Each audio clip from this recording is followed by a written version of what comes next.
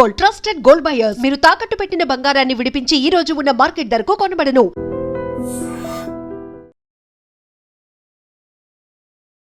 ఈసారి అంతర్గతంగా రాజకీయ సంక్షోభం కాకపోయినప్పటికీ భారతదేశం మీద వ్యతిరేకత మాత్రం రోజు రోజుకి బంగ్లాదేశ్లో పెరుగుతోంది. మన దగ్గరికి హెల్త్ టూరిజం కోసం వచ్చేవాళ్ళు, లేకుంటే భారతదేశం మీద డిపెండ్ అయ్యేటువంటి వాళ్ళందరిలో కూడా భారతదేశం అంటే ఒక వ్యతిరేకత అంత పెద్ద ఎత్తున ఎందుకు కనిపిస్తోంది? బంగ్లాదేశ్ ప్రాబ్లం ఎక్కడ మొదలవుతుందంటే, ఒకటి 71 వార్లో ప్రాబ్లం ఎక్కడైందంటే, ఈ హిందువులు అక్కడి నుంచి పారిపోయి వచ్చినప్పుడు మిగతా హిందువుల మీద అటాక్లు మొదలైనాయి. ఈ హత్య ఇప్పుడు జరిగిన దాంట్లో వాళ్ళు ఏమో అలెజ్ చేస్తున్నారంటే ఇది ఇండియా చేపించారు. ఎందుకంటే ఇండియా వ్యతిరేకంగా స్పీచ్లు ఇచ్చారు కదా, దానికోసం చేపించారు. ఏ ప్రూఫ్ లేదు, ఏం లేదు, ఒట్టిగా అలిగేషన్స్.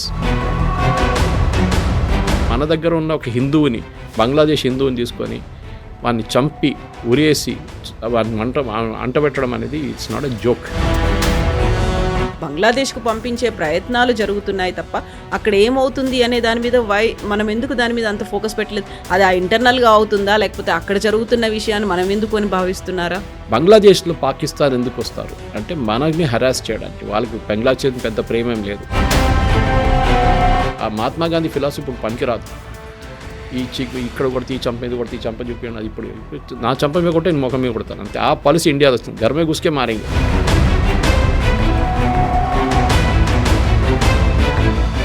నమస్తే, నేను Kavitha. Welcome to I dream news and నిజాలు. బంగ్లాదేశ్ అల్లకల్లోలంగా మారింది. ఈసారి అంతర్గతంగా రాజకీయ సంక్షోభం కాకపోయినప్పటికీ భారతదేశం మీద వ్యతిరేకత మాత్రం రోజు రోజుకి బంగ్లాదేశ్లో పెరుగుతోంది.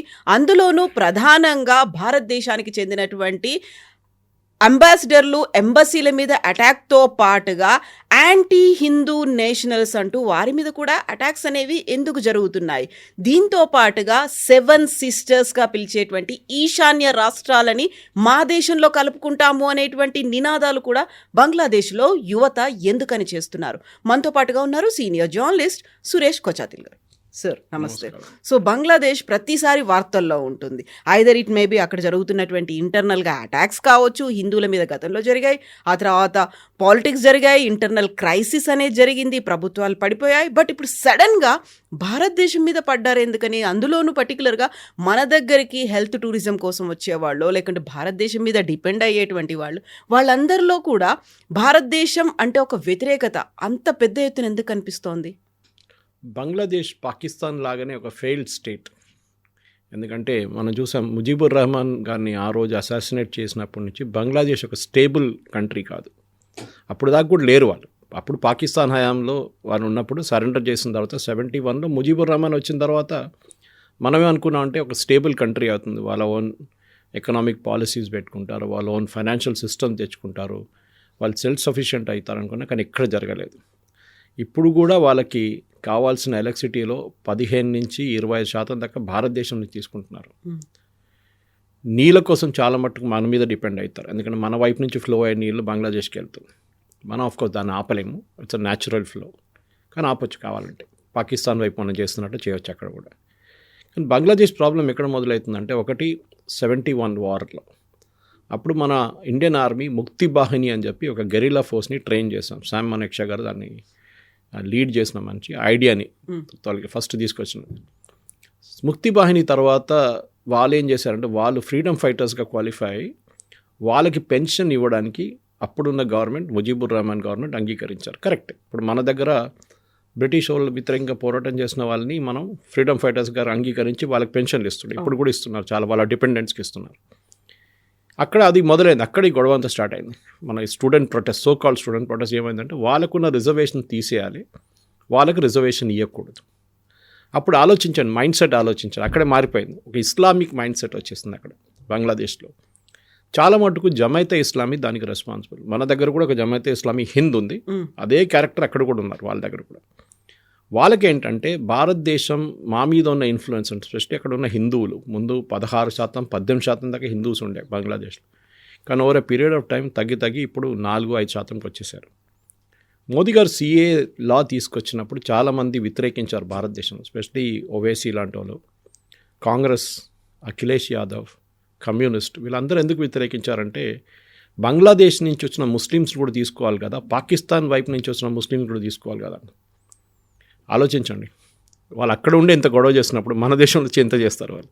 సో దానికి అక్కడున్న మైనారిటీస్ని ప్రొటెక్ట్ చేయడానికి Pakistan, Afghanistan and Bangladesh, Hindu, Sikh, Christian, Parsi, Jain community, వాళ్ళ వైపు నుంచి వాళ్ళు అక్కడి నుంచి ఇక్కడికి వస్తే మనం వాళ్ళకి we will give them citizenship.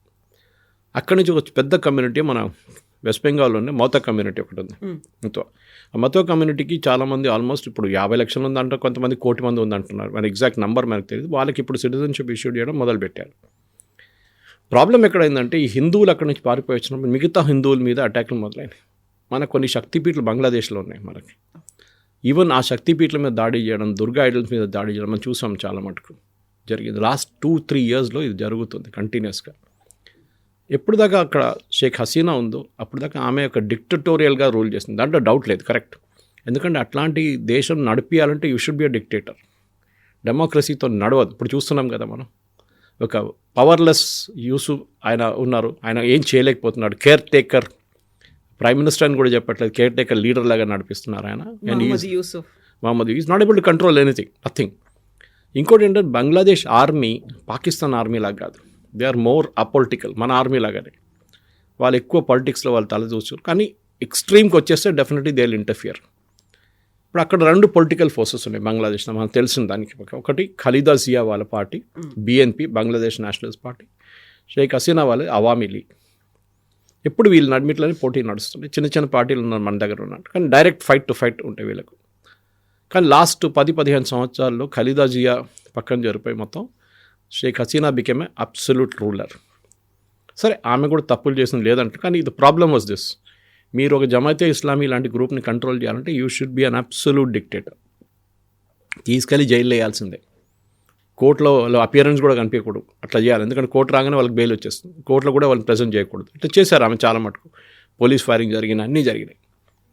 కానీ ఇప్పుడు ఈ ఆమె అక్కడి నుంచి పారిపోయిన దానికి అజిటేషన్ నేను చెప్పాను చూడండి, అది started with student agitation against pension and reservation. ఈ ముక్తి బాహిని లాంటి వాళ్ళు ఫ్రీడమ్ ఫైటర్స్కి ఇచ్చిన దాంట్లో అప్పుడు షేక్ హసీనాకి she knew that it was a problem అని చెప్పి తగ్గించుతామని ప్రపోజల్ పెట్టింది ఆమె. సరే, we will reduce the reservation. కానీ అప్పుడు కూడా వాళ్ళు అంగీకరించారు, ఎందుకంటే చాలా మంది దాంట్లో ప్రో ఇండియా ఉన్నారు. సో ఆ ముక్తి బాహినీలో పనిచేసిన 90% మంది మనమే ట్రైన్ చేసాం. సో న్యాచురలీ వాళ్ళకి ఒక ప్రో ఇండియా యాటిట్యూడ్ ఉండే. చాలా మటుకు 65, 71 అండ్ ఆఫ్టర్ దాట్ వాళ్ళు బంగ్లాదేశ్ నుంచి చాలామంది ముస్లిమ్స్ కూడా పారిపోయారు బంగ్లాదేశ్ నుంచి. ఒకటి ఎకనామిక్ మైగ్రేషన్ అంటాం, ఒకటి పొలిటికల్ మైగ్రేషన్ అంటాం. ఆ ముస్లిం పాపులేషన్ వచ్చిందంతా ఎకనామిక్ మైగ్రేషన్. అక్కడి నుంచి హిందూ మైగ్రేషన్ జరిగింది was towards Assam and towards Bangladesh నుంచి వెస్ట్ బెంగాల్ వైపు కొంచెం జరిగింది, కానీ మెజారిటీ అస్సాం వైపు వెళ్ళారు. అక్కడ ముస్లిమ్స్ కూడా వెళ్ళారు. AIUDF అనే పార్టీ ఉంది చూడండి, బద్రుద్దీన్ అజ్మల్ వాళ్ళ పార్టీ బంగ్లాదేశ్ వాళ్ళే వాళ్ళంతా. ఈ 2 రాష్ట్రాలకి మెయిన్గా ప్రాబ్లం ఉంది. బంగ్లాదేశ్ ప్రాబ్లం ఇప్పుడు ఏం జరుగుతుందంటే, ఒకటి షేక్ హసీనా అక్కడి నుంచి బయటకు వచ్చేసింది. ఎవరిని వాళ్ళు తిడతారు, ఎవరిని కొడతారు, ఎవరు లేరు. ఇప్పుడు మనమే దొరికాం. భారతదేశం common enemy. Definitely we won't send back Sheikh Hasina. మనం పంపించే ప్రసక్తే లేదు. As much as Taslima Nasrin అక్కడి నుంచి బయటికి తరిమి కొట్టిన తర్వాత కూడా మనం ఫస్ట్ వాళ్ళు ఆమెకి ఇక్కడ we gave her sanctuary and దాని తర్వాత ఆమె యూరోప్కి వెళ్ళిపోయింది. ఇప్పుడు జరుగుతున్న గొడవల్లో మనకు తెలుసు అందరికీ ఈ పర్టికులర్ అసాసినేషన్ హైదీ. ఈ యంగ్స్టర్ ఇప్పటి నుంచి ఉన్నారు. ఐ థింక్ 2016 నుంచి హీఈస్ ఇన్ పాలిటిక్స్. వీళ్ళందరూ ఇప్పుడు కొత్తగా వచ్చారనుకుంటా, కాదు, 2016 నుంచే ఉన్నాడు పొలిటిక్స్లో, అంటే స్టూడెంట్ పాలిటిక్స్లో. అక్కడి నుంచి ఒక యాంటీ ఇండియా యాటిట్యూడ్ ఆయనకు ఉంది అప్పటి నుంచే. ఇప్పుడు కూడా ఏం చెప్పారు, మీరు చెప్పినట్లు ఈశాన్ రాష్ట్రాన్ని మేము కలుపుకుంటాం, అది అంటే దానికి ఒక హిస్టరీ ఉంది. హిస్టరీ ఏంటంటే సిరాజుద్దౌలా బెంగాల్ రూలర్ ఆ టైంలో పరిపాలిస్తున్నప్పుడు బెంగాల్ అనేది ఇదంతా కలిపి ఒక రీజన్ ఉండే.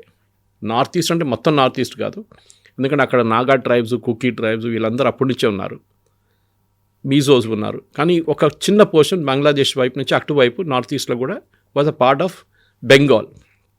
దాని తర్వాతనే బ్రిటిష్ వాళ్ళు డివైడ్ చేశారు చూడండి, హిందూ బెంగాల్ అండ్ ముస్లిం బెంగాల్ అని. ఇప్పుడు ఈ పోర్షన్లో సిరాజుద్దౌలా బ్యాటిల్ ఆఫ్ ప్లాసీ ఓడిపోయిన తర్వాతనే బ్రిటిష్ వాళ్ళతోనే Bengal became a part of India. So దాని నుంచి ఒక హిస్టరీ స్టార్ట్ అయ్యింది. సో వాళ్ళు రీక్రియేట్ చేస్తున్నారు హిస్టరీని. సిరాజుద్దౌలా టైంలో ఉన్న బెంగాల్ మనకి మళ్ళీ తీసుకురావాలి, అది జరగదు, మనందరికి తెలిసిందే. పైప్ డ్రీమ్ అంటాం మన ఇంగ్లీష్లో. ఈ హత్య ఇప్పుడు జరిగిన దాంట్లో వాళ్ళు ఏమో అల్లెజ్ చేస్తున్నారంటే ఇది ఇండియా చేపించారు. ఎందుకంటే ఇండియా వ్యతిరేకంగా స్పీచ్లు ఇచ్చారు కదా, దానికోసం చేపించారు. ఏ ప్రూఫ్ లేదు, ఏం లేదు, ఒట్టిగా అలిగేషన్స్. దాంట్లో మెయిన్ షూట్ చేసిన మనిషిని పట్టుకున్నారు, ఈజ్ బంగ్లాదేశీ. ఇంకోటేమో డ్రైవర్, 2-వీలర్ డ్రైవర్, ఈయన ఒక ఈ రిక్షాలో పోతున్నప్పుడు షూట్ చేశారు వాళ్ళు. సెకండ్ ఏమో 2-వీలర్ డ్రైవర్ ఎవరు ఉన్నారు వారిని కూడా పట్టుకుంటారు. కానీ అలిగేషన్ ఇప్పుడు కూడా ఏం చేస్తున్నారు, వీరు చంపేసిన వాళ్ళంతా ఇండియాలో ఉన్నారని చెప్పి మీరే పట్టుకున్నారు, మీ దగ్గర ఉన్నారు, మీ పోలీసు వాళ్ళు అంటున్నారు మేము పట్టుకున్నాం, మళ్ళీ మమ్మల్ని ఎందుకు చెప్తున్నారు మీరు? సో ఒక యాంటీ ఇండియా యాటిట్యూడ్ని పాకిస్తాన్ ఎంకరేజ్ చేస్తున్నారు దీంట్లో చాలా మటుకు. లాస్ట్ 1 ఇయర్లో షేక్ హసీనా అక్కడి నుంచి బయటకు వచ్చిన తర్వాత పాకిస్తాన్ ఇన్వాల్వ్మెంట్ బంగ్లాదేశ్లో చాలా పెరిగింది. మొహమ్మద్ యూసుఫ్కి అసలు కంట్రోల్ లేదు, ఆయన ఏం చేయరు, ఒక సంతకం కూడా పెట్టలేరు. బంగ్లాదేశ్ ఇప్పుడు జరగబోయేది 2 మెయిన్ థింగ్స్ కవిత గారు. ఒకటి ఎలక్షన్, రెండోది రెఫరెండం. ఇది మన ఇక్కడున్న మీడియా కూడా ఎక్కువ కవర్ చేయలేదు. ఎలక్షన్ జరగబోతుంది, దానికి షేక్ ఖలీదా జియా వాళ్ళ పార్టీ BNP పార్టిసిపేట్ చేస్తున్నారు మేజర్గా. ఎందుకంటే అవామీ లీగ్ని బ్యాన్ చేసేసారు షేక్ హసీనా వాళ్ళ పార్టీని. అక్కడ కార్డర్ బేస్ పార్టీ ఉన్నది BNP ఒకటే, వాళ్ళ ఒపోనెంట్స్ అనేది ఎవరు లేరు. జమాయత్ ఇస్లామీ వాళ్ళు ఉన్నారు, కొంత స్టూడెంట్ యూనియన్ ఇలాంటి వాళ్ళు ఉన్నారు. సో అలిగేషన్ ఏంటంటే ఖలీదా జియా కొడుకు ఇవాళ ల్యాండ్ కావాలంటే, yesterday Friday your suppose to land, అదే రోజు ఈ రైట్స్ జరిగింది అక్కడ. ఆయన బహుశా పోస్ట్పోన్ చేసుకుని ఉంటాడు ట్రిప్. వాళ్ళు అక్కడ రాకూడదు, ఇంకొక పార్టీ కూడా అక్కడ ఉంటుంది. ఎందుకంటే అగైన్ BNP అనే ఒక పార్టీ ఖలీదా జియా పార్టీ లాగానే ఇంకొక పొలిటికల్ పార్టీ, వాళ్ళని కూడా ఇక్కడ షేక్ హసీనా లాగా తయారవుతారని చెప్పి వీళ్ళకి భయం ఉంది అక్కడున్న లోకల్ ఇస్లామిక్ పార్టీస్కి. వాళ్ళకు బంగ్లాదేశ్ ఒక ఇస్లామిక్ నేషన్ చేయాలని ఉంది strategy, Jamaat Islami especially. So యంగ్స్టర్స్ని వాడుకుంటున్నారు దానికోసం. ఇప్పుడు జరిగిన ఈ హత్య తర్వాత, ఇప్పుడు జరిగిన గొడవల్లో తగలబెట్టే అధ్యక్షులంతా ఎవరి ఇమేజ్ దెబ్బతిందంటే బంగ్లాదేశ్దే. ఇప్పుడు బాండీ బీచ్ ఒక షూటింగ్ తర్వాత మన అందరూ తెలిసింది ఒక యాంటీ ఇస్లామిక్ యాటిట్యూడ్ వెస్ట్లో నడుస్తుంది. అది ట్రంప్ ఎప్పటి నుంచో చెప్తున్నారు. ఇప్పుడు ఆస్ట్రేలియా కూడా ఇంత ఎంకరేజ్ చేసిన తర్వాత వాళ్ళకు కూడా అర్థమైపోయింది, ఇది భస్మాసులాగా మన మీద తీసుకొచ్చి పెట్టేశాడు, మన తల మీద చేపెట్టాడని. Same happened in UK. Europe కూడా అదే, ఇప్పుడు ఆ భయంలో ఉన్నారు యూరోప్ కూడా. న్యూ ఇయర్ సెలబ్రేషన్స్, క్రిస్మస్ సెలబ్రేషన్లు ఎవరైనా అటాక్ చేస్తారు. లాస్ట్ ఇయర్ కూడా జరిగింది, మీకు గుర్తుంటుంది, న్యూయార్క్లో కూడా. So same thing is going to happen. అప్పుడు ఏం చేశారంటే, ఇప్పుడు ఈ 2 పర్టికులర్ క్రూషియల్ దాంట్లో, ఒకటి ఎలక్షన్, బహుశా అది పోస్ట్పోన్ కావచ్చు ఇప్పుడు. రెండోది రెఫరెండం. ఈ రెఫరెండం అంటే జూలై చార్టర్ అని చెప్పి వీళ్ళొక చార్టర్ తీసుకొచ్చారు. చార్టర్ అంటే లిస్ట్ ఆఫ్ డిమాండ్స్ అని చెప్పొచ్చు. ఆ చార్టర్ని ప్రజల ముందు పెడుతున్నారు. దాంట్లో చాలా ఉన్నాయి కండిషన్స్. ఒకటి, అక్కడ ఉన్న ప్రధానమంత్రికి ఎక్కువ పవర్లు ఇవ్వకూడదు. వాళ్ళకి భయం ఉంది, ఖలీదా జియా వాళ్ళ పార్టీ వాళ్ళ కొడుకు ఇంకొక షేక్ హసీనా లాగా తయారవుతాడేమో అని. సో ఎక్కువ పవర్ ఇవ్వకుండా ప్రెసిడెంట్ అనే పోస్ట్ కూడా పెడుతున్నారు. సో ఫస్ట్ స్టెప్ ఎలక్షన్ జరిగిన తర్వాత, మన లోక్సభ రాజ్యసభ లాగా పెట్టుకుందాం మనం, లోక్సభ ఎలక్షన్స్ వాళ్ళ వైపు నడుస్తున్నప్పుడు దాంట్లో ఎలక్ట్ అయిన ఎంపీలు మీకు ఎంత పర్సంటేజ్ ఆఫ్ ఓట్లు వచ్చినాయి. ఫర్ ఎగ్జాంపుల్ BNPకి రేపు బహుశా 35% ఓట్లు వచ్చినాయి, లేకుంటే 40% ఓట్లు వచ్చినాయి. వాళ్ళు అప్పర్ హౌస్ వాళ్ళ రాజ్యసభకి లేదు, వాళ్ళకి ఇప్పుడు క్రియేట్ చేయాలి, వాళ్ళు 40% మందిని నామినేట్ చేయొచ్చు. మాకు గుడ్ ఐడియా యాక్చువల్, మనం కూడా చేయాల్సింది ఇక్కడ. అట్లనే ఏ పార్టీకి ఎన్ని పర్సంటేజ్ వస్తుందో వాళ్ళంతమందిని నామినేట్ చేసుకోవచ్చు వాళ్ళ వైపు నుంచి. ఎలక్షన్ లేదు, డైరెక్ట్ నామినేషన్ చేసుకుంటారు వాళ్ళు. ఆ అప్పర్ హౌస్ కూడా ఫామ్ అయితే అక్కడ 2 పార్లమెంట్ బాడీస్ ఉంటుంది. ఒకటి వాళ్ళు పేరు పెట్టలేదు కానీ they will be 2 houses, lower house and upper house. దీంట్లో ఈ ఎలక్షన్ నడుస్తూనే అది చేయొచ్చు. సో రెఫరెండం అప్పుడే జరుగుతుంది. రెఫరెండం ఏంటంటే ఇది ఒక కండిషన్, ఇది కావాలన్నా వద్దా అనేది ఈ ఎలక్షన్ తర్వాత వస్తుంది. That do you want a presidential system of government. President ఎవరు ఎలక్ట్ చేస్తారు? ఈ అప్పర్ హౌస్ వల్ల ఎలక్ట్ చేస్తారు. అప్పర్ హౌస్ నామినేట్ చేసిన వాళ్ళు. Now we are coming to Pakistani style. పాకిస్తాన్లో ఇదే గేమ్ ఆడారు, ఇదే పాకిస్తాన్ చేయి ఇక్కడ చూపిస్తుంది. Pakistan has a similar system. దానికి చూడండి, వాళ్ళ ప్రెసిడెంట్ ఎవరైనా కానివ్వండి, ఆర్మీ వైపు నుంచో జియావుల్ హక్ టైం నుంచో ఎప్పటి నుంచో అయినా కానీ they are very very powerful వాళ్ళ పోస్ట్లో. ఇంకోటి ఏంటంటే ప్రైమ్ మినిస్టర్కి ఒక number of terms like US ప్రెసిడెంట్కి ఇస్తున్నట్లు 2-3 టర్మ్స్ పెడుతున్నారు. దానికన్నా ఎక్కువ మీరు పోటీ చేయలేరు. సో దట్ మీరు ఇంకొక షేక్ హసీనా లాగా తయారకూడదు. గుడ్ ఐడియా అని చెప్పచ్చు, దాని ప్రాబ్లం ఏం లేదు, మనకేం ప్రాబ్లం లేదు, వాళ్ళ దేశం వాళ్ళు నడిపించుకోవాలి. అది అట్లాంటి చాలా కండిషన్స్ పెట్టారు. ఓకే, కానీ వాళ్ళు ఏమడుతున్నాడు, ఒకటే రెఫరెండంలో 12 క్వశ్చన్లు ఉన్నాయి, అన్ని పాయింట్స్కి ఒకటే ఆన్సర్ ఇవ్వాలి మీరు. మీకు దాంట్లో 12లో లేకుంటే 4-6లో మీకు 2 నచ్చకపోవచ్చు. You can't say no to it, you are giving 1 option only, yes. ఇదే ట్రిక్ పాకిస్తాన్లో జియాల్ హక్ యూజ్ చేశారు when he was the dictator absolute. ఆయన చేసి ఇట్లాంటి ఒక రెఫరెండం పెట్టి దాంట్లో last one was a salutation to Allah. మీరు ఇస్లామిక్ రూల్ దాని గురించి అల్లా గురించి పీస్ బీ అపాన్ హిమ్ అని చెప్పి ఒక చిన్న కండిషన్ పెట్టాడు. ఈ చూసిన వాళ్ళు ఫస్ట్ 13 14 వాళ్ళకి నచ్చలేదు, కానీ లాస్ట్కి వచ్చినప్పుడు ఇది ఉంది, ఇది నో అని చెప్తే మళ్ళీ వాట్ హ్యాపెన్ టు అస్ అని చెప్పి ఎస్ అని కొట్టారు వాళ్ళు. అన్అవాయిడబుల్గా ఉంటుంది అక్కడ. సో దాంట్లో he was able to appoint prime minister power, ఆ పవర్ ఇచ్చారు జియావుల్ హక్కి. And one guy came, he was, I forget his name, he was absolutely useless guy. దాని తర్వాతనే వితిన్ 3 నెలలు అనుకుంటా, 3-4 నెలల తర్వాత జియావుల్ హక్ని సిఐఏ వాళ్ళు అలా ప్లేన్లో C-130లో బాంబ్ పెట్టేసి పేల్చేసి చంపేశారు. క్రేట్ ఆఫ్ ఎక్స్ప్లోడింగ్ మ్యాంగోస్ అని చెప్పి ఒక స్టోరీ కూడా, బుక్ కూడా వచ్చింది. అక్కడ బవల్పూర్ వెళ్ళినప్పుడు మామిడికాయల ఏరియా, అక్కడ పెద్ద పెద్ద క్రేట్లు ఎక్కించేశారు జియావుల్ హక్ కోసం. దాంట్లో బాంబ్ పెట్టి he was rejected out of the aircraft. ఇదే మోడల్ బంగ్లాదేశ్లో రిపీట్ అవుతుంది. ఇప్పుడు యూసుఫ్ ఏమంటున్నారు, నేను ఎలక్షన్ నడిపించి నేను వెళ్ళిపోతా అంటున్నారు. కానీ బంగ్లాదేశ్ ఎకనామిక్ కండిషన్ ఎట్లా ఉందంటే వాళ్ళు పాకిస్తాన్ కన్నా దారుణ స్థితిలో ఉన్నారు. అక్కడ 2-3 మేజర్ ప్లేయర్స్ ఆడుకుంటున్నారు. ఒకటి US, వాళ్ళకి చాలా పెద్ద ప్రెసెన్స్ ఏంటంటే వాళ్ళకి బంగ్లాదేశ్తో సంబంధం లేదు, మాకు చైనాని ట్రాక్ చేయాలి. ఒకటి అరుణాచల్ ప్రదేశ్ వైపు నుంచి, అంటే నార్దర్న్ ఇండియా, మీరు టాప్ ఆఫ్ ద బంగ్లాదేశ్ కూర్చుంటే almost you can watch China from there. ఇటువైపు ఏమో సౌత్ చైనా సీ, చిటగాంగ్ నుంచి చత్తోగ్రామ్ అంటారు, ఇప్పుడు అక్కడి నుంచి మీరు మొత్తం బే ఆఫ్ బెంగాల్ నుంచి సౌత్ చైనా సీ కంట్రోల్ చేసుకోవచ్చు. మయన్మార్లో కూడా 2 బేసులు తీసుకున్నారు US, ఆల్మోస్ట్ మన అండమాన్ నికోబార్ ఐలాండ్ దగ్గర తీసుకున్నారు. ఎందుకంటే ఆ మయన్మార్ చైన్లో లాస్ట్ అండమాన్ నికోబార్ నుంచి 50 కిలోమీటర్ దూరంలో ఒక చిన్న ఐలాండ్ ఉంది, కోకో ఐలాండ్స్ అని. బహుశా దీంట్లో ముందు కూడా చెప్పుంటాను నేను ఆ కోకో ఐలాండ్స్ గురించి. ఆ కోకో ఐలాండ్స్ చైనా కూర్చున్నారు అక్కడ. So US wants to watch China, China wants to watch US, and China wants to watch India. పెద్ద జియో పొలిటికల్ గేమ్ నడుస్తుంది ఇక్కడ. సో US ఇంట్రెస్ట్ అది, వాళ్ళకి ఇంకేం ఇంట్రెస్ట్ లేదు. దాని తర్వాత నెక్స్ట్ ఇంట్రెస్ట్ పాకిస్తాన్. వాళ్ళకి భారతదేశం మీద చేయాల్సిన స్టేజింగ్ పోస్ట్, ప్రొటెస్ట్ కానివ్వండి, మిలిటరీ అడ్వెంచర్ అయితే చేయరు వాళ్ళు, అది చాలా క్లియర్. ఎందుకంటే ఏమైనా చేస్తే, ఇప్పుడు నిన్ననే మనం మణిపూర్లో కొత్త బ్రిగేడ్ ఫార్మేషన్ పెట్టాం. అది కాకుండా కొన్ని air force bases open up చేసాం మనం అటువైపు, north east, even Arunachal Pradesh వైపు. సో వీఆర్ స్ట్రెంగ్థనింగ్ ఆ సిలిగురి కారిడార్ అని చెప్పి చికెన్ స్నెక్ ఆ ఏరియా మొత్తం మనం స్ట్రెంగ్థన్ చేస్తున్నాం మనం. వాళ్ళు ఏం చేయరు అక్కడ, నో మిలిటరీ అడ్వెంచర్ చేయరు. కానీ పాకిస్తాన్ కావాలని చెప్పి మన దగ్గర కశ్మీర్లో చేస్తున్నట్లనే కొన్ని టెర్రర్ గ్రూప్స్ మన వైపు పంపించడానికి మొదలు పెడతారు. కానీ ప్రాబ్లం ఎక్కడ వస్తుందంటే, టెర్రర్ గ్రూప్స్ ఎక్కడ పంపిస్తారు మీరు? పంపిస్తే ఫస్ట్ వెస్ట్ బెంగాల్కి రావాలి కదా, అక్కడ మొత్తం వాళ్ళు ఉన్నారు, బంగ్లాదేశ్ వాళ్ళు ఉన్నారు, వాళ్ళ మీద దాడి చేస్తారా మీరు? చేయలేరు. సో అక్కడ ప్రాబ్లం. సో నార్త్ ఈస్ట్ని ట్రై చేస్తారు, బహుశా అక్కడ ఏమైనా డిస్టర్బెన్స్ క్రియేట్ చేస్తున్న వాళ్ళ గ్రూప్స్ని వాళ్ళకి షెల్టర్ ఇస్తారు. ఫర్ ఎగ్జాంపుల్ పరేష్ బరువా, ఉల్ఫా 2 గ్రూప్ది చీఫ్, ఆయన ఇప్పుడు చైనాలో ఉన్నాడు. India designated terror group, Assam group అది ULFA, united liberation front of Assam, that is the full form of ULFA. Paresh Barua second chief, first ఆయన సరెండర్ చేసేసాడు, సెకండ్ ఆయన కమాండర్గా ఉన్నాడు.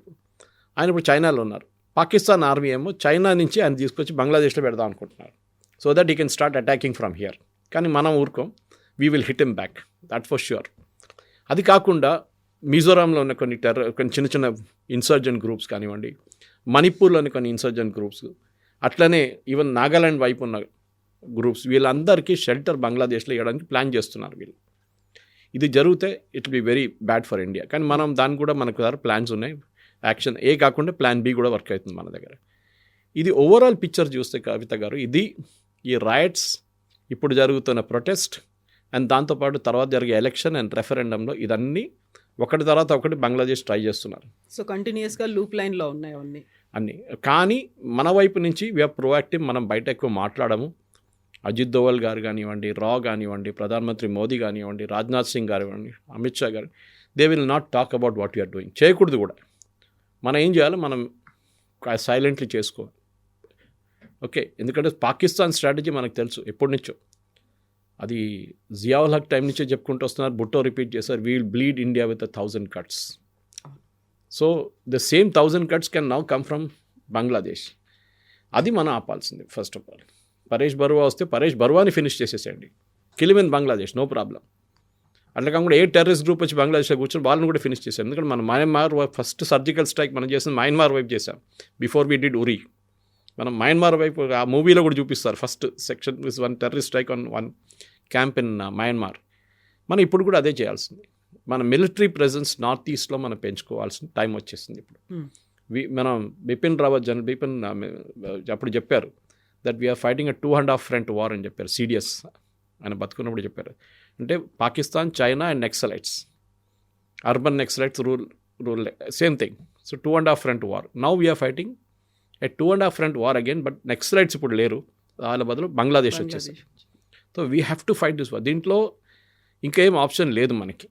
స్ట్రాటజిక్గా చేయాలి. We should not be doing it in a panicky mood. ఎందుకంటే మనం పొలిటికలీ చాలా సెన్సిటివ్ ఇష్యూ ఇది.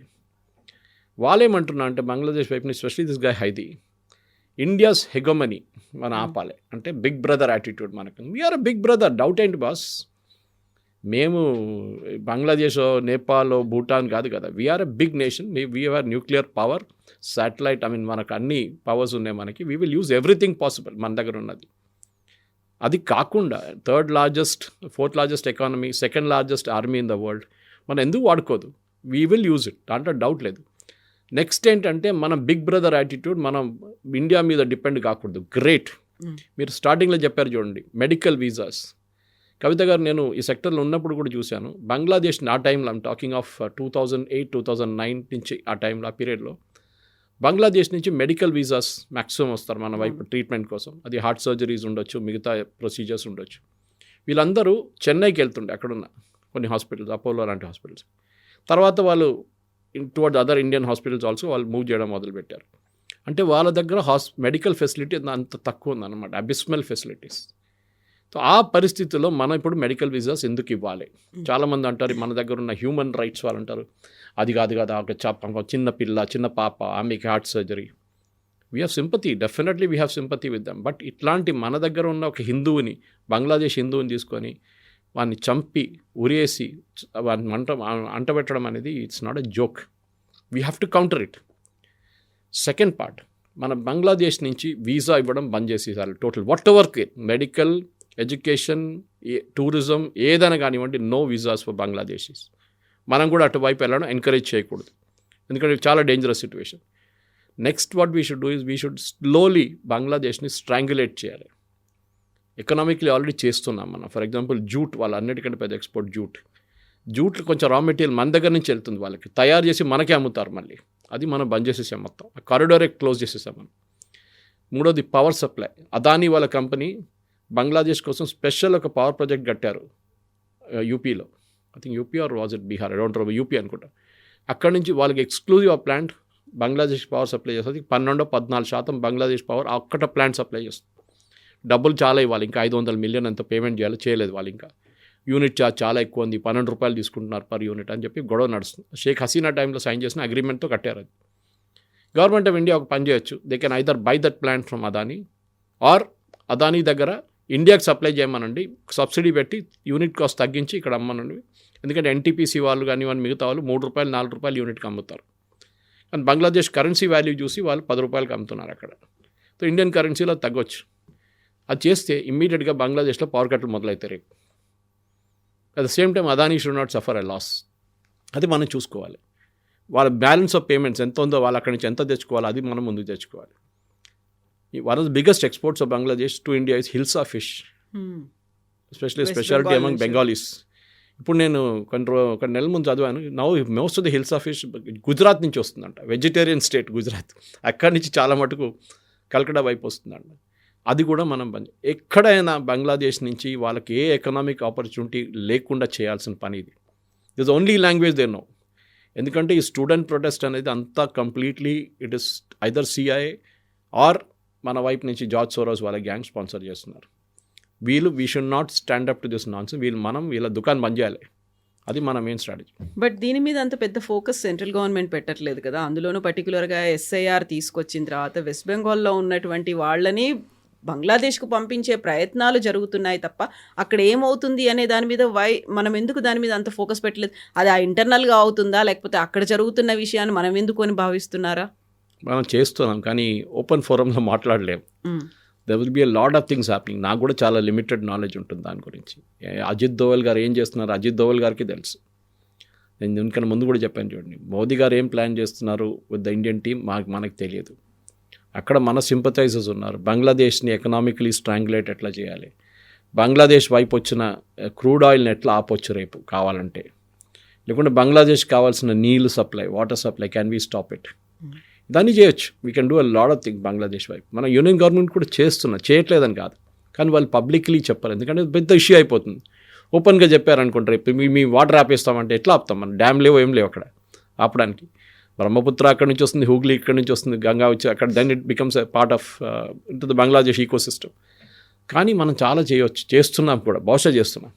ఎందుకంటే ఆలోచించండి, ఒక డెత్నే, ఒక అసాసినేషన్తోనే మన మీద వచ్చేసింది అక్విజిషన్. మనం ఎంత చేసినప్పటికీ ఇప్పుడు ఒకవేళ మనం కంట్రోల్ చేస్తున్నాము, వీటన్నిటి మీద మనం ఒక బార్ అనేది పెట్టుకున్నప్పటికి కూడా పాకిస్తాన్ అండ్ బంగ్లాదేశ్ ఒకటైపోతున్నాయి. ఆ తర్వాత ఆ ఇద్దరూ కలిసి ఒక ఎకనామిక్ ట్రీటీ అనేది వెరీ రీసెంట్గా కూడా సైన్ చేసుకున్నారు. ఆ తర్వాత మీరు చెప్పినట్టుగా అమెరికా ఉంది. సిఐఏ నుంచి ఒక ఏజెంట్ వచ్చి అక్కడ ఉన్నటువంటి ఒక ఐలాండ్లోనే అక్కడ ఆయన మకాం పెట్టి ఉన్నాడు, ఆయన దృష్టి అంతా భారతదేశం మీద ఉంది అనేది. ఇవన్నీ మనకి ఎక్స్టర్నల్ సపోర్ట్స్ అనేవి చాలా పవర్ఫుల్ కంట్రీస్ దగ్గర నుంచి కూడా బంగ్లాదేశ్కి వస్తున్నట్టున్నాయి. మనం ఎంత కంట్రోల్ చేద్దామని చెప్పినప్పటికీ ఒక వీక్ కంట్రీనే ఇంకొక పవర్ఫుల్ కంట్రీ సపోర్ట్ చేస్తారు. భారతదేశానికి యూఎస్ సపోర్ట్ చేయక్కర్లేదు, we take care of our self. ఒక టైంలో మనం యూకే నుంచి యూకేఎఫ్ఐడి ఫండ్స్ తీసుకుంటుండే, యూకే ఎయిడ్. అంటే ఇప్పుడు 60s, 70sలో మన దగ్గర డబ్బులు లేకున్నప్పుడు, ఫుడ్ లేకున్నప్పుడు అక్కడ యూకే నుంచి మన డబ్బులు వాళ్ళ దగ్గర నుంచి ఫుడ్ గ్రెయిన్స్ అన్నీ తీసుకుంటుండే, ఈవెన్ పాలు కొనుక్కుంటే, పౌడర్. ఇప్పుడు లేదు కదా. Now we told UK we don't need your funds, మీ డబ్బులు మాకు అక్కర్లేదు. బంగ్లాదేశ్లో పాకిస్తాన్ ఎందుకు వస్తారు అంటే మనల్ని హరాస్ చేయడానికి. వాళ్ళకి బంగ్లాదేశ్ పెద్ద ప్రేమ ఏం లేదు. It's more insulting moment. వాళ్ళది 71 సరెండర్ ఉండే వాళ్ళది. వాళ్ళు అక్కడ వెళ్ళారు. దీనికన్నా ముందు బంగ్లాదేశ్ ప్రజల మీద చేసిన అత్యాచారాలు అందరికి తెలిసిందే పాకిస్తాన్ నుంచి. సో అది వాళ్ళు మర్చిపోరు ఎప్పుడు. రేపు అక్కడ ఇంకా ఇన్సర్జెంట్ లోకల్ మూమెంట్ స్టార్ట్ అవుతుంది కావచ్చు. Another Mukti Bahini can be born, possibly created by India. తెలియదు మనకి. మనం ఎప్పుడు మనం చేసినా అని చెప్పకూడదు. అక్కడ లోకల్ సపోర్ట్తో లోకల్ వాళ్ళు చేసుకున్నారు, ఆయుధాలు తెచ్చుకున్నారు. మేమేం చేయాలి, మాకేం తెలియదు దీని గురించి. సెకండ్ ఈజ్ అక్కడున్న పొలిటికల్ సిస్టమ్ అంత స్టేబుల్ కాదు. ఇప్పుడు బిఎన్పి పార్టీ రేపు పవర్లో వచ్చారనుకోండి, వాళ్ళు కూడా ఇదే పాలసీ ఫాలో చేస్తారు. వాళ్ళు షేక్ హసీనా లాగా ఇంకొక పాలసీ, ఇంకొక డిక్టేటర్ పార్టీగా మారిపోతారు వాళ్ళు కూడా. వీళ్ళేమంటున్నారు, షేక్ హసీనాని హ్యాండ్ ఓవర్ చేయండి, మేము చేయం. భారతదేశం will not hand over under any circumstances. మనకి బంగ్లాదేశ్ మీద అబ్సల్యూట్ కంట్రోల్ ఉండాల్సిందే, అని చేయొచ్చు కూడా కావాలంటే. కానీ ఇమ్మీడియట్గా మనం చేయగలం. స్టెప్ బై స్టెప్ మనం కూడా we will bleed Bangladesh with 1000 cuts. అది ఈ యంగ్స్టర్స్ని పెట్టుకొని పెద్ద డ్రామా చేసి తగలబెట్టి అది చేసి న్యూస్ పేపర్ అవి తగలబెడితే వాళ్ళ ప్రాబ్లం అది. కానీ మన మిషన్ మీద చేయబెట్టారో, మన ఎంప్లాయీస్, మన ఎంబసీ స్టాఫ్ మీద చేయబెట్టారో, అప్పుడు మనం గేమ్ మారిపోతుంది. అది మన కాబూల్లో చూసాం. మన ఎంబసీ మీద దాడి చేయించింది పాకిస్తాన్.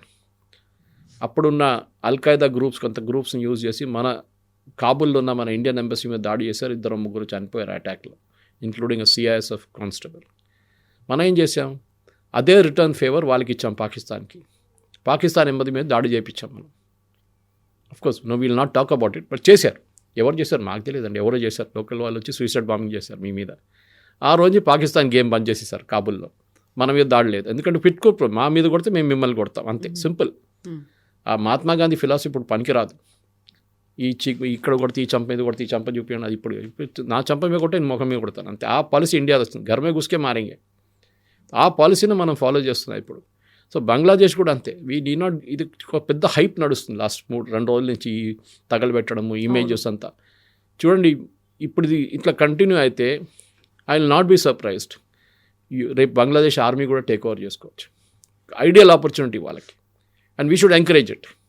మన వైపు నుంచి ఎంకరేజ్ చేయాలి, చేసుకోండి. ఎందుకంటే ఎంతమంది కొట్లాడతారో, తల కొట్టుకుంటారో, వాళ్ళు సస్తారో, మనకే మంచిది. That nation is a failed state. వాళ్ళ ద్వారా ఎకనామిక్లీ దే ఆర్ గాన్. వాళ్ళ టెక్స్టైల్ ఎక్స్పోర్ట్ పడిపోయింది. పొలిటికల్ సిచ్యువేషన్ ఇప్పుడు కూడా కంట్రోల్ చేయలేకపోతున్నారు. ఎలక్షన్ నడుస్తుందా ఈ సిచ్యువేషన్, అది కూడా తెలియదు. రెఫరెండం నడుస్తుందా లేదో అది కూడా తెలియదు. సో ఎవ్రీవేర్ వాళ్ళు ఫెయిల్ అయిపోయారు. కానీ వాళ్ళు సపోర్ట్ చేయడానికి పాకిస్తాన్ మిలిటరీగా వస్తున్నారు, అమెరికా ఏమో ఫైనాన్షియల్గా తీసుకొస్తున్నారు. కానీ వీళ్ళు అక్కడి నుంచి పారిపోవడానికి ఎక్కువ టైం అక్కర్లేదు. మనందరూ తెలుసు నేటో ఎట్లా పారిపోయారు ఆఫ్ఘనిస్తాన్ నుంచి. రాత్రికి రాత్రి యూఎస్ కూడా వాళ్ళ ప్లేన్లు అక్కడ పెట్టేసి, ట్యాంకులు అక్కడ పెట్టేసి పారిపోయారు వాళ్ళు. అదే పరిస్థితి బంగ్లాదేశ్లో కూడా జరగవచ్చు రేపు. ఇదే అమెరికా మీద ఫస్ట్ అందరు పిలిపించి, ఆఫ్ఘనిస్తాన్ పిలిపించిన వాళ్ళ మీదే రేపు మళ్ళీ తర్వాత వాళ్ళు అల్ఖైదా వాళ్ళు, ఐసిస్ వాళ్ళు, తాలిబాన్ వాళ్ళు దాడి చేయడం మొదలుపెట్టారు. బంగ్లాదేశ్లో ఎందుకు జరగదు, అక్కడ కూడా జరుగుతుంది. కానీ అక్కడ రిలీజియస్ గ్రూప్స్ చాలా పవర్ఫుల్ ఉన్నారు, ఎస్పెషలీ ది ఇస్లామిక్ రైబల్స్. వాళ్ళని జమాతే ఇస్లామీ లాంటి గ్రూప్స్ని మనం కంట్రోల్ చేయాలి. వాళ్ళ మీద భారతదేశం నుంచి ఏమైనా సపోర్ట్ ఇస్తే అది మనం ఆపాల్సింది. ఇక్కడున్న వాళ్ళని తీసుకెళ్ళి జైలు వేసారు. మూడోది, మీరు చాలా ఇంపార్టెంట్ పాయింట్ పెట్టారు, మీరు మిస్డ్. ఇక్కడున్న బంగ్లాదేశ్లో ఒక్కడిని కూడా ఉంచుకోకూడదు. ప్రతి బంగ్లాదేశ్ని తీసుకొని పట్టి డిటెన్షన్ సెంటర్లు వేసాడు ఫస్ట్. పంపించడం ఆ బార్డర్ వైపు వాళ్ళంటారు మామూలు కాదంటారు. So right no situation we cannot send them across the border. So మనం డిటెన్షన్ సెంటర్ పెట్టి యూపీలో చేస్తున్నట్లు ఇప్పుడు అస్సాంలో ఒక 15 మందిని నిన్న పంపించారు కంపల్సరీగా. ఎప్పుడో ఐడెంటిఫై చేసిన వాళ్ళు ట్రిబ్యునల్ వాళ్ళు చెక్ చేసి వీళ్ళు దే ఆర్ బంగ్లాదేశీస్ అని చెప్పి సుప్రీంకోర్టు అడిగారు ఎన్ని రోజులు తీసుకుంటారు వాళ్ళు పంపించడానికి అని. ఇప్పుడు పంపిస్తున్నారు. ఎవ్రీ స్టేట్ భారతదేశంలో ప్రతి స్టేట్ ఎవరైనా స్టేట్ గవర్నమెంట్ వాళ్ళని సపోర్ట్ చేస్తే దట్ స్టేట్ గవర్నమెంట్ ఆల్సో వాళ్ళ మీద కూడా చర్యలు తీసుకోవాలి. That they are supporting terrorist. వీళ్ళని ప్రతి బంగ్లాదేశ్ వాళ్ళని ఐడెంటిఫై చేసి డిటెన్షన్ క్యాంప్లో పెట్టి ఎంత జల్దీ అయితే అంత బంగ్లాదేశ్ పంపించేసేయాలి. And that should be our strategy. అప్పుడే వీళ్ళు లెసన్ నేర్చుకుంటారు. ఎందుకంటే ఈ మమతా బెనర్జీ కానీ మిగతా కాంగ్రెస్ లీడర్స్ సపోర్ట్ చేయడం కమ్యూనిస్ట్ వాళ్ళంతా వీళ్ళు మన దేశానికి చేస్తున్న పెద్ద ద్రోహం ఇది. ఈ బంగ్లాదేశ్ వాళ్ళని సపోర్ట్ చేస్తున్నాం. అది మనం ఆపాల్సిన టైం వచ్చింది. This is an ideal opportunity. ఇప్పుడు ఈ ఆపర్చునిటీని తీసుకొని మనం ఒక ఫైనల్ ఫినిష్ చేసేయాలి, చెక్మేట్ చేసేయాలి గేమ్ ఇక్కడ. Yes, sir. Thank you so much, sir. Thank you very much.